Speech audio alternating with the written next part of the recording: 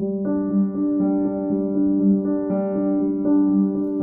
students, this is the question number 5.18 from chapter State of Matter, NCERT Chemistry Class 11।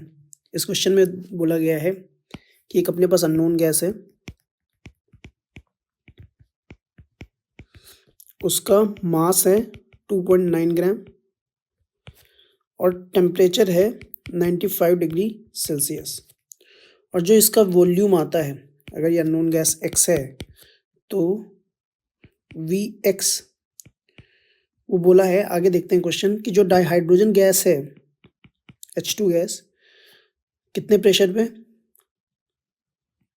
Temperature है यहाँ 17 degree Celsius and pressure is same pressure है।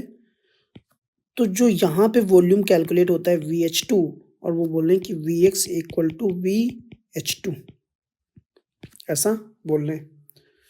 तो हम लोग क्या कर सकते हैं, तो यहाँ पे हम सिंपल ऐसे देखें, PV इक्वल टू nRT देखें, और इसमें क्या क्या इक्वल आ रहा है। तो जब हम ध्यान देंगे तो यहाँ देखेंगे कि प्रेशर सेम है दोनों जगह पे, जो यहाँ पे प्रेशर था, और V सेम आ रहा है। तो यहाँ पे N एंड T डिफरेंट हो जाएंगे और R भी फिक्स है।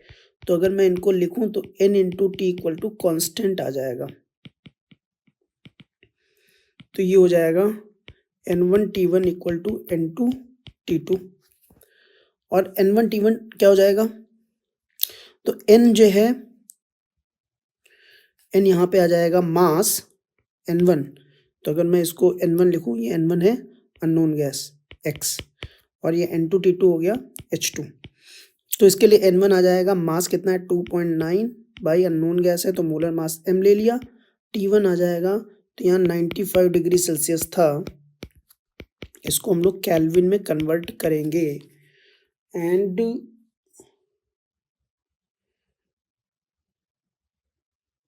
यहाँ पे 95 डिग्री सेल्सियस है, केल्विन में कन्वर्ट करेंगे तो आ जाएगा 368 केल्विन, और इसको कन्वर्ट करेंगे तो 70 डिग्री सेल्सियस प्लस 273, तो यहाँ आ जाएगा 290 केल्विन। तो मैं ऐसे लिख सकता हूँ कि 368 इक्वल टू N2 में यहाँ पे मास कितना गिवन है, 0. मास ऑफ H2 गिवन है 0.184, तो यहाँ हो जाएगा 0.184 बाई मास ऑफ H2 हो जाएगा 2 molar mass. Molar mass H2 कितना है 2 ग्राम,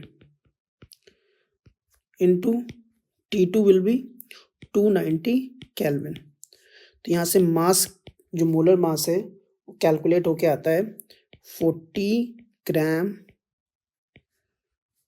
अननोन गैस का।